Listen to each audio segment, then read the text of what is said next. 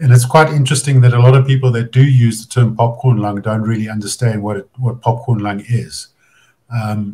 And it can be a very lengthy discussion, but effectively what it is a very rare disease called bronchiolitis obliterans, which is caused by an irritation, a severe irritation to the lungs, usually from an external source, typically from smoke and particles in the dust.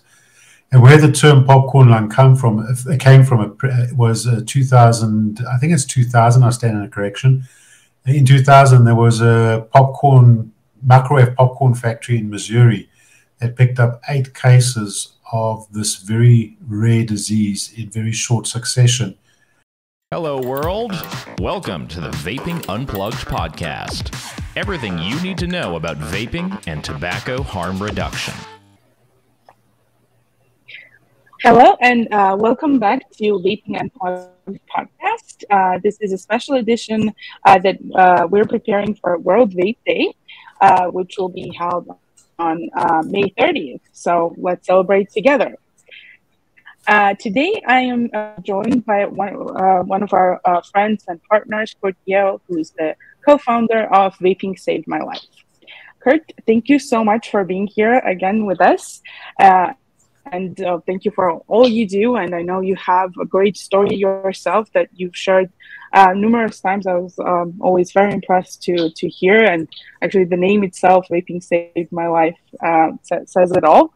So thank you so much for all that you're doing. And again, for being with us today.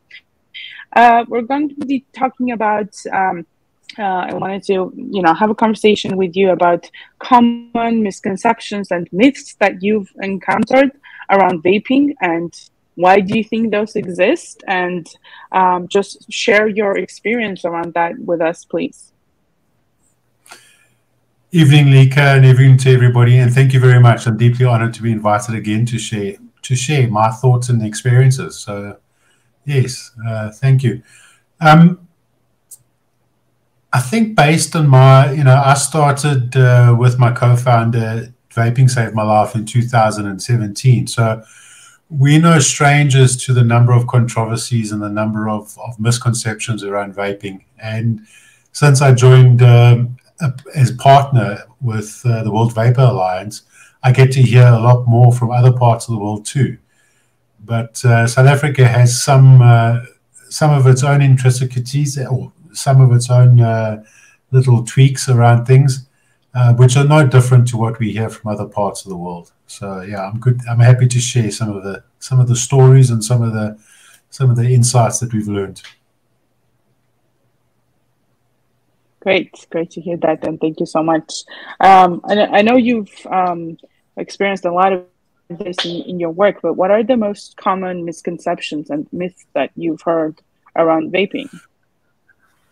I think, in South Africa, the most common is to do with respiratory diseases. Obviously, top of the list is always going to be popcorn lung. And then we hear things like water on the lung, which is quite frequent. And I've also heard things, blisters on the lung, which is also something that I've heard quite often. Popcorn lung obviously has been debunked time and time again. And it's quite interesting that a lot of people that do use the term popcorn lung don't really understand what popcorn lung is. And it can be a very lengthy discussion, but effectively what it is a very rare disease called bronchiolitis obliterans, which is caused by an irritation, a severe irritation to the lungs, usually from an external source, typically from smoke and particles in the dust. And where the term popcorn lung came from was 2000. I think it's 2000. I stand in a correction. In 2000, there was a microwave popcorn factory in Missouri that picked up 8 cases of this very rare disease in very short succession. And it was established that it was the diacetyl in the buttery flavor that they sprinkle on the popcorn that caused the disease. That popcorn lung then transported itself in a report that was released, I think, in 2016. Again, I stand on correction, where they had tested a number of vape juices, and inside those vape juices there was elements of diacetyl, and then the correlation appeared. Diacetyl was causing popcorn lung in the popcorn factories, and now we're finding diacetyl in e-liquids, and therefore e-liquids cause popcorn lung. However, what's a lot missing from this entire conversation is a very, very important element that is discussed and understood in pharmacology and medicine, and that is the dose makes the poison. So the levels of diacetyl are vastly different, and therefore there is severe risk and minimal risk. And when it was established that diacetyl content in these e-liquids were incredibly low, and the chances of getting popcorn lung from these liquids was almost none. The other interesting thing is that we've understood since also at the same time frame is that diacetyl is found in cigarette smoke, and sometimes up to 750 times more in cigarette smoke than in the strongest vape juice that was tested. And yet, in the 60 plus years of understanding the impact that cigarettes have on the human body, popcorn lung has never been one of those risk factors that's been highlighted. We don't see don't smoke because it causes popcorn lung on cigarette boxes. We'll see nicotine is an addictive substance, smoking causes cancer, but we don't see smoking causes popcorn lung. And that's after many decades of research. But a lot of people don't understand it, and more shockingly is how many doctors don't understand it, which is a frightening thing. In terms of the other elements or the other things relating to respiratory myths is something that's quite common called water on the lung. I don't know what that means. In fact, just the other day, someone sent me a rather rude message through our website to say that we are causing nonsense and we're spreading lies because she, in fact, had water on the lung from vaping.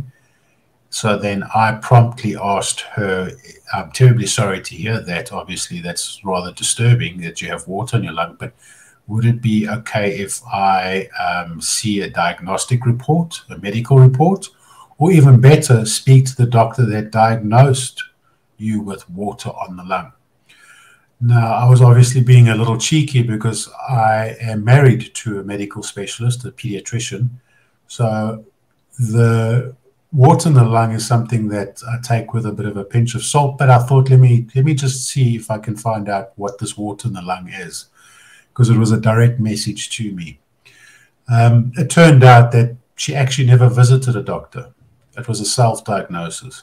She diagnosed that she had water on the lung. And at the same time, she also indicated that a very close friend of hers had popcorn lung. So the same question went through, is that, please could you ask a friend to either get in touch with me directly or provide me with a medical report, or maybe just give me the doctor's telephone number so I can have this discussion around popcorn lung to find out what tests were conducted and what provided them with that. It's been just over a week, I think, maybe even a week. No message back.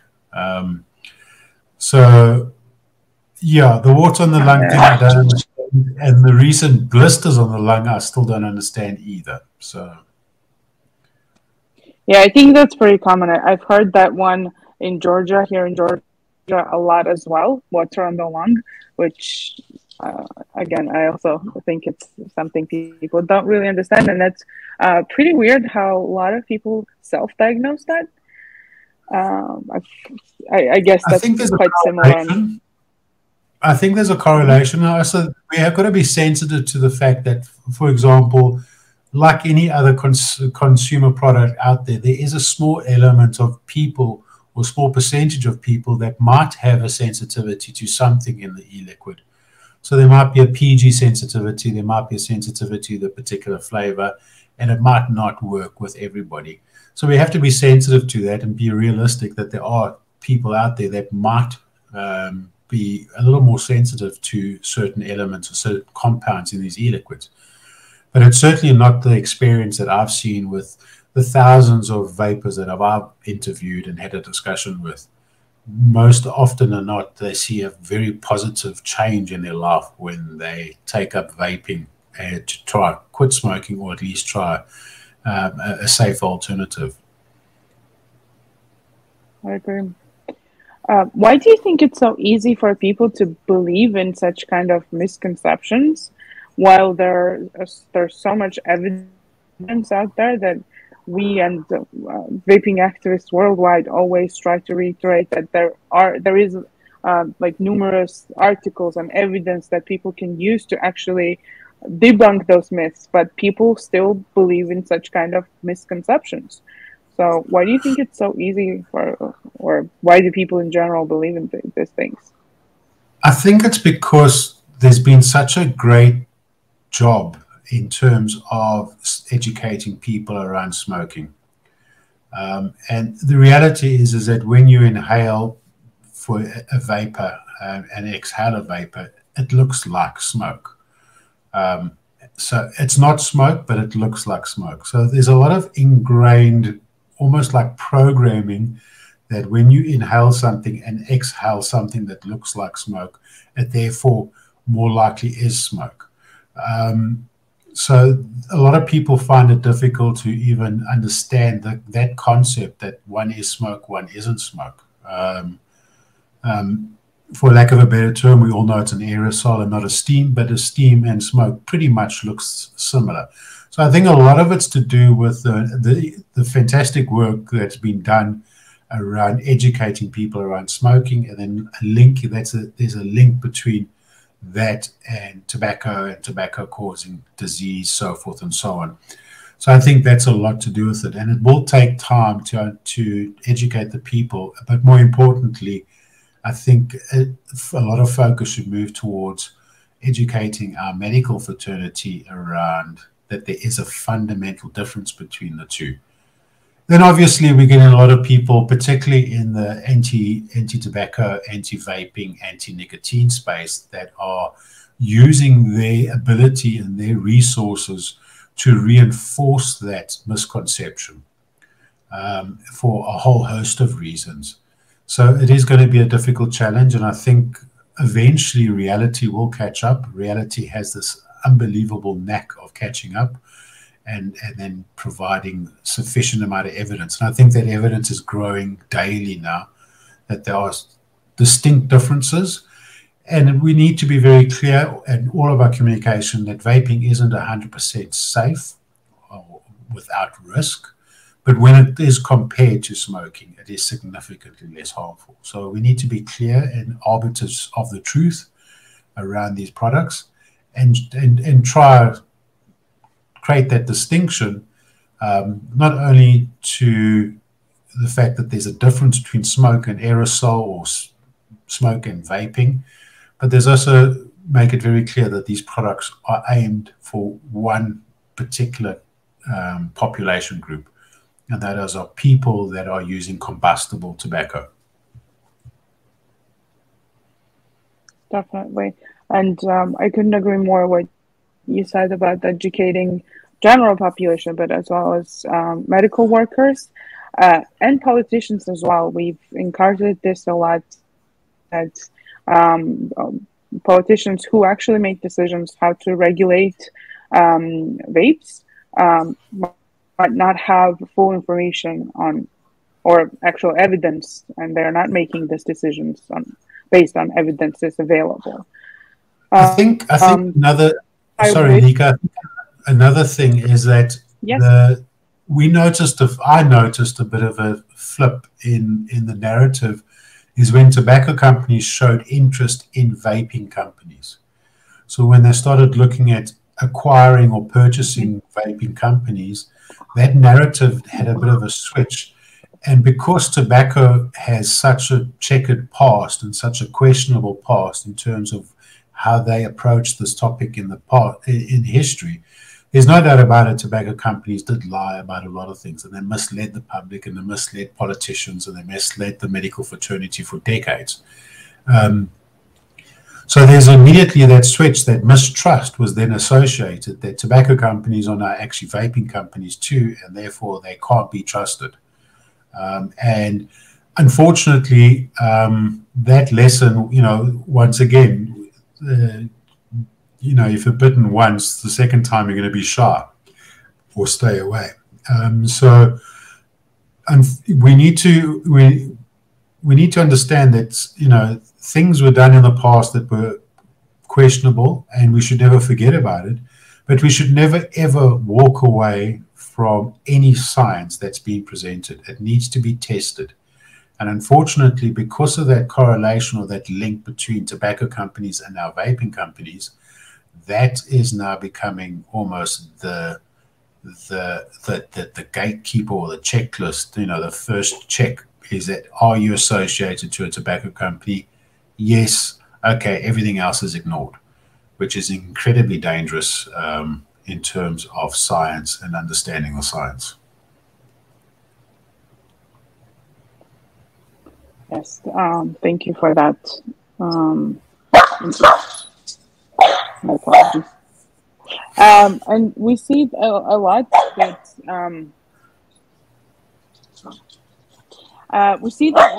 the vaping is attacked everywhere. And based on a lot of the decisions around vaping are based on those misconceptions or myths that people believe in worldwide.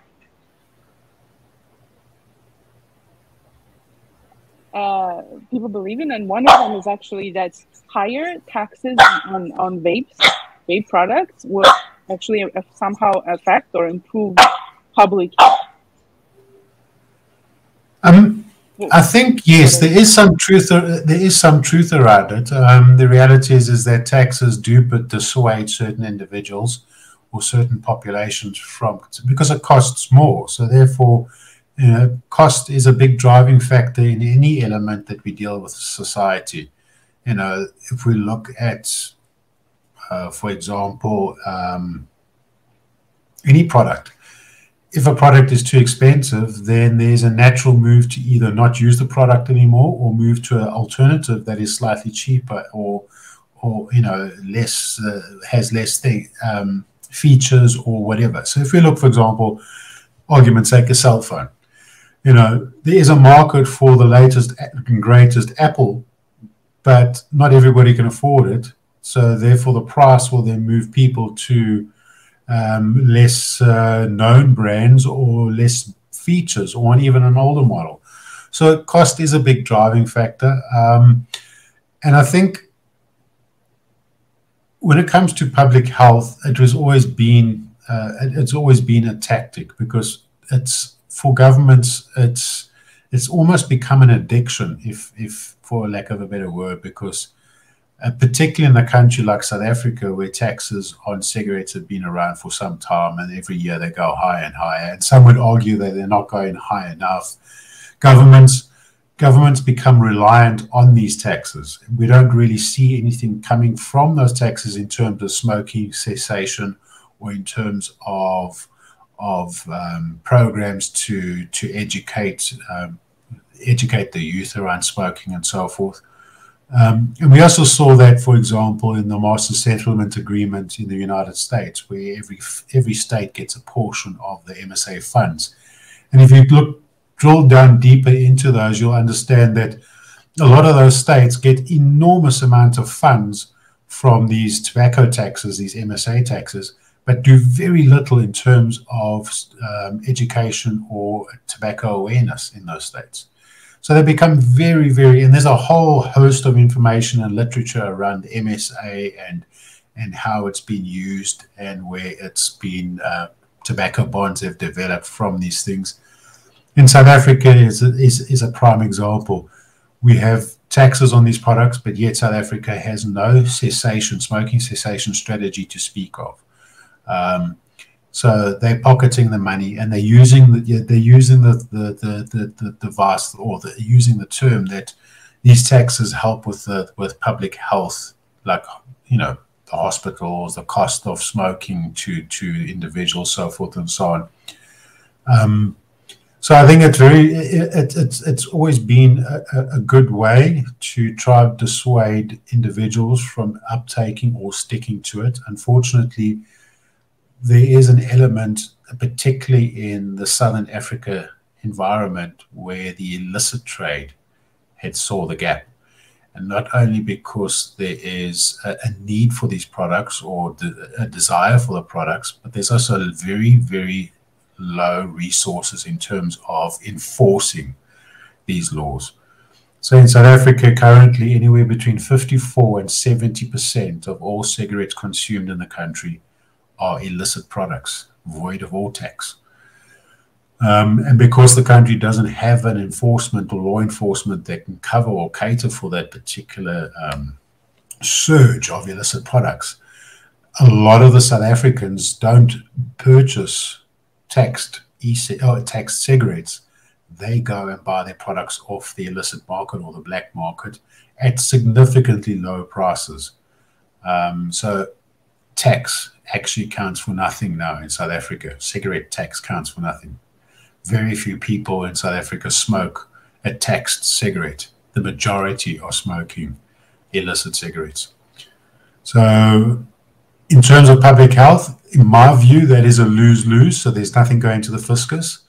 There is people smoking more because now, for example, a box of cigarettes, which is significantly even up to a tenth of the price of a regular box of cigarettes or a taxed box of cigarettes, we probably would find people smoking more of these products. So there's a lose-lose from a public health scenario. And unfortunately, with the recent announcement on the 1st of June, we'll see e-liquids being taxed significantly. I'm afraid that we're going to see the illicit trade break into e-liquids and vaping devices too. That's very, very unfortunate to hear. Have a similar situation here in Georgia as well. And it has, as you said, it has exactly the opposite effect. And for creating black markets or illicit markets, as you mentioned, that while we want vapes to actually be the alternative to cigarettes, I think it's important to also reiterate that, as you said, we're not saying that vaping is completely risk-free, but what we want to underline is that it should be a tool for harm reduction, and smokers should have an option to switch to vaping if they want to quit smoking. And raising taxes higher on vape products actually has completely opposite effect, which is something we've seen all over the world. Yeah. I think. I mean, if you just think about it, one of the the driver is always going to be cost. And if we take, for example, people that are wanting to watch their food intake, so therefore they choose things like sugar-free alternatives or low fat or low salt alternatives to ensure that they reduce their risk for cardiovascular and heart disease. It's not unknown to see that those prices are similar, and then it becomes a pure choice. So if you go buy a can of Coca-Cola sugar-free will be the same price. So then it's left to the person's choice. Unfortunately, when we're starting to see things like tobacco, where e-cigarettes now become more expensive or e-liquids will become more expensive, naturally the people will move to the more harmful alternative. So I think it's very short-sightedness, and I think there is a lot behind it that hasn't been completely thrashed out. And once again, reality will catch up. There's always going to be that one outlier like the UK and New Zealand and Sweden that eventually will provide sufficient amount of evidence that would make the other parties in this discussion look a bit foolish. And that's one thing a politician doesn't like to look, is foolish. So, and also if we look at the medical fraternity or the academic fraternity, they too have reputations. So therefore they don't want to look foolish either. And that's what reality will do, is it will eventually highlight who were foolish.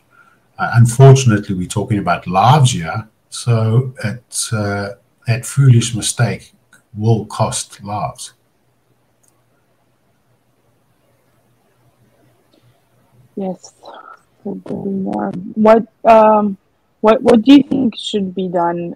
Should we do to fight those misconceptions and bust those myths that exist around vaping, which we see it's worldwide quite similar? Well, if we had a nice big bat signal, I'd flash it into the night sky. But the only thing that we can do is just keep telling these stories, keep sharing the information, keep sharing the evidence, and just keep slogging along, keep chipping away. What a lot of people don't understand is that any of these interventions do face resistance. Nicotine replacement therapies faced a very similar resistance in the 80s, the early 80s. It took them a little while to convince the world that this is probably the route to go. And funny enough, some of the very same things that we deal with today in terms of health concerns, youth uptake, were part of the discussion or part of the discourse in the early 1980s. So I can still remember when microwave ovens and cell phones came into the country, how many people in older generations used to be petrified and talked about brain cancer if you use a cell phone, or, microwave will burn away your skin, all those kind of things. Eventually, reality catches up and it becomes part of the norm and part of the normal day discussion, and it's backed by science and evidence and eventually it just becomes another part of our day-to-day life. For a large part of me, I think Clive Bates speaks a lot of sense, is that when nicotine is considered as just a normal recreational drug that has the same social acceptance as a cup of coffee, things become, very different, a very different discussion. But we also see peaks and troughs in a circular motion that every now and again someone's going to stick their head out like a flat earther and say, well, actually, we were all wrong. But those people are dealt with, very quickly because the evidence is so overwhelming. So I think what we should do is just keep doing what we're doing, being as kind as we can, but firm, and showing that this evidence needs to be looked at, and it needs to be tested, and it needs to be quantified. And I think when we start getting people to realize that this is, in fact, a very good thing for dealing with over 100 years of pandemic, for lack of a better word, we'll start seeing traction. And I believe traction is already occurring. I think the UK's bold move to swap to stop is going to be the cat amongst the pigeons. I'm looking forward to what that's going to happen at COP10 this year in November in terms of what the UK as well as New Zealand bring to the table, because I think a large part of that conference of the parties is going to be focused on harm reduction, tobacco harm reduction. So I'm looking forward to what the all-party group in the UK brings to that. Me too. I'm also really looking forward to that. And as you said, we talked about a lot of misconceptions and myths, but there are also great examples that exist, like UK or Sweden, that have actually successfully achieved their smoke-free goals, or are well on their way to achieving those. So we can definitely learn from those examples from other countries. Yes, we will continue sharing your belief. I think we need to continue to raise our voices and spread the message. And sorry, we will continue to share testimonials from vapers around the world. Follow us on our social media, Instagram, Facebook, Twitter, YouTube accounts. We share those videos always. And if you have your story, you want to hear your story, want to share your story with us, please feel free to reach out. We actually want to hear from everyone what their testimonials. So follow us and reach out to us. We're more than happy to hear from anyone willing to share their story. Yeah, we've got a similar platform on Vaping Saved My Life. If you're South African and you have a great story, or even just a story around what vaping did for you, by all means share. You know, sorry, Lika, but currently we are working on a 12-week program where we're taking 36 smokers through the journey of quitting. And I had a fantastic meeting with some of them last night and asking them their experiences. And it actually is so heartwarming. And you know, it's the reason why I do this, is because you hear somebody that's been smoking for 20, 30 years, and suddenly, you know, literally you can just hear the happiness in their voice on a Zoom call, how they've finally managed to quit smoking after all these years. So it's those stories that need to be heard by politicians and academics and so forth. We're not just a number on a spreadsheet. We actually have families. We are people. We do have struggles. And one of the biggest struggles is to quit smoking. And this is not an unknown. You know, smoking is one of the most difficult things to quit. And if you have a method that enables people to help them, we should be exploring it. You know, we should, like we do with everything else, if there's something that we should understand, let's understand it and let's measure it and make sure that everybody has the correct information and is communicated appropriately, that these products are incredibly successful if treated correctly. Definitely, and that project actually sounds really great. I look forward to hearing about that more. It's very exciting, and again, thank you so much for all you're doing. And yes, there's a lot of evidence out there that shows why switching to vaping is actually better. But also, there's lots of thousands and thousands of testimonials from vapers out there that's evidence in itself. We are, each and every individual one of us are evidence of ourselves, how we quit smoking through vaping, and it helped us and made our lives and our health, improved our health. Well, that's the slogan of VSML, is we are the evidence. So nice, very nice. Great. Thank you so much again, Kurt, for joining today. And again, thanks for all you do. We'll continue to fight for our rights together, and we'll celebrate World Vape Day together as well.